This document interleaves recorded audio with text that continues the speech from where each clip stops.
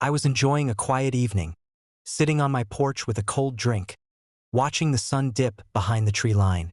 Ranch life usually gave me peace after long days. But that peace shattered the moment a pack of cars pulled up, headlights glaring like searchlights. At the front of the parade was Karen, the infamous HOA president, wearing a bright red blazer that screamed, "Look at me." Behind her, half the HOA board piled out, holding clipboards, cameras, and a thick binder. They spread out like they were serving a SWAT warrant. Karen marched forward, chin high, with two board members trailing like lackeys. "Effective immediately," she declared, holding up the binder like it was a holy book.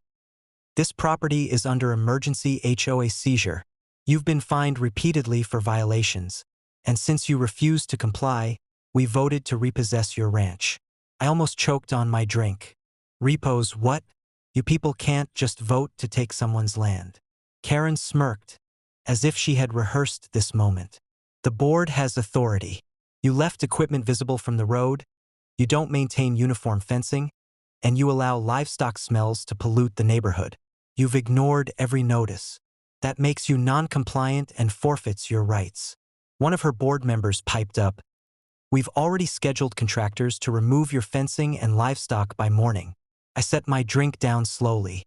"So let me get this straight. You think your little HOA rules apply to my 15,000-acre ranch that predates your subdivision by half a century?" Karen crossed her arms. "It doesn't matter when you bought it. This entire area falls under the HOA's jurisdiction. You're outnumbered and outvoted. That's the law." That's when I laughed. Loud. "Outvoted? Karen, you don't get it. You don't own this land. You don't own me." "But..." I stood, walking calmly inside. "Since you've come all this way, let me show you something." When I came back, I carried a large binder of my own, thicker than hers, stamped with the county's official seal. I flipped it open to the original deed, signed decades before the HOA ever existed. "This," I said, holding it up for everyone to see, "is the deed to my land, filed, notarized, and protected by state law. Your HOA covenants don't mean squat out here. In fact, you're trespassing." Karen's smugness faltered, but she doubled down. "That's fake. It has to be fake. The HOA rules override local deeds." One of her lackeys whispered, Karen, I don't think that's true." "Shut up," she snapped. By then, neighbors had gathered at the edge of the road, watching the showdown. I could see their faces, some curious, others annoyed, many clearly tired of Karen's antics. I raised my voice. "Since you're so confident, let's do this properly. Let's call the county clerk's office. We'll see whose paperwork holds up." I pulled out my phone and hit the speed dial. Within minutes, a county clerk official joined the call. After I explained the situation, they confirmed loud and clear, "Sir, your deed is valid and predates any HOA. The HOA has no jurisdiction over your property. If they're on your land right now, they're trespassing." I put the call on speaker so everyone could hear. Gasps rippled through the crowd. Karen's face turned beet red. But I wasn't done. Because while Karen had been busy threatening me, I'd been busy too. For weeks, I'd been collecting complaints from neighbors about bogus fines, harassment letters, and even threats of foreclosure for non-compliance. I had evidence of Karen pocketing HOA dues for administrative costs that were actually luxury vacations and personal shopping trips. I held up a thick folder. "Funny thing, Karen, you came here to steal my land, but I've been gathering enough dirt on you to bury your entire board." She stammered, You can't prove anything." I smiled. "Oh, I can. And tomorrow morning, this whole file goes to the district attorney. Fraud, embezzlement, harassment, abuse of authority." The crowd of neighbors erupted in cheers.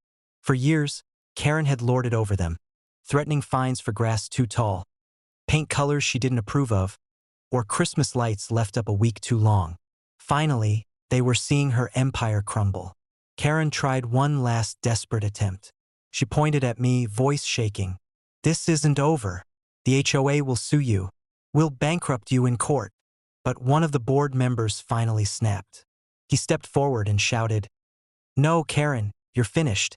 We're done being your puppets. We resign. Effective immediately. The other board members followed, throwing down their clipboards and walking away. Karen's jaw dropped as she realized her army had abandoned her. The sheriff's deputies I had quietly called earlier finally pulled up, lights flashing. They stepped out, looked at me, and nodded. "Karen," one deputy said, "you're under arrest for trespassing and harassment, and we'll be speaking to you further about some financial discrepancies we've been made aware of." The sight of her being cuffed and marched to the squad car was sweeter than any victory I'd tasted in years.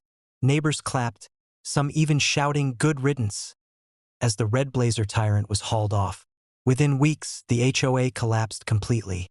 Court-ordered audits exposed years of financial abuse. Homeowners were reimbursed, and the subdivision reorganized without Karen's iron fist. As for me, I hung the bogus seizure notice they had waved in my face on the wall of my barn.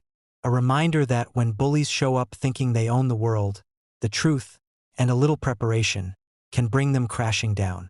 Karen thought she could steal my ranch with a vote. Instead, she lost everything with a gavel. Last year, I had to spend 6 months overseas for work. Before leaving, I made sure everything was secured, fences repaired, and cattle tended to. I had a ranch hand checking in weekly. Everything was in order. But when I returned, I didn't recognize my own land. Where my fields once stretched, there were rows of cookie-cutter houses, sidewalks, streetlights, driveways, and bright banners that read, "Welcome to Oak Ridge Estates, Phase 2. 138 brand new homes, built directly on my property." I nearly ran my truck off the road. I stormed straight to the HOA clubhouse, where Karen, the president, was sipping iced tea like a queen on her throne. "You've got 10 seconds to explain why there are houses on my land," I growled. Karen smiled sweetly. "Oh, don't be so dramatic. The developer decided to expand, and your ranch land was perfect. Don't worry, you'll be compensated once the sales finalize." My blood boiled. "You built on MY property without consent. That's trespass, fraud, and theft." Karen laughed. "You weren't using it. Now families will enjoy it. You should be thanking us." I didn't yell. I didn't argue. I just walked out because I knew something she didn't. See, the developer who originally built their subdivision? I'd gone to school with the CEO, and while the HOA thought they were cozy with him, they forgot one important detail. Their contracts only covered the lots already sold. They had zero rights to expand without purchasing new land. And they hadn't purchased mine, which meant every one of those 138 houses was sitting illegally on my ranch. I called the CEO. "Hey, you might want to check your records," I told him, "because your company just built Phase 2 on land I still own." There was silence on the other end of the line, followed by a panicked, "What?" I sent him the deed, the surveys, and the aerial photos. Within hours, his legal team descended on the HOA like a pack of wolves. Turns out, the HOA board had forged documents claiming they had development rights. The contractor never verified ownership, they just built. That single mistake triggered one of the biggest lawsuits in county history. The HOA was sued for fraud. The developer sued them for damages. Homebuyers sued them for selling illegal lots. And me? I sued for land theft. In the end, the HOA was completely bankrupted. Karen and her board were personally liable for millions.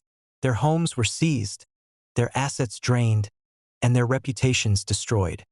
As for the 138 new houses, the county condemned them. Some were bulldozed, others sat empty, rotting shells of a failed scam. My ranch hand and I tore down the cheap sidewalks and fences, and I reclaimed my land. Today, when I drive past that part of my ranch, it's peaceful again, just wide, open fields. A few remnants of driveways poke through the grass like scars, reminders of what Karen and her HOA tried to steal. They thought they could take my land while I was away.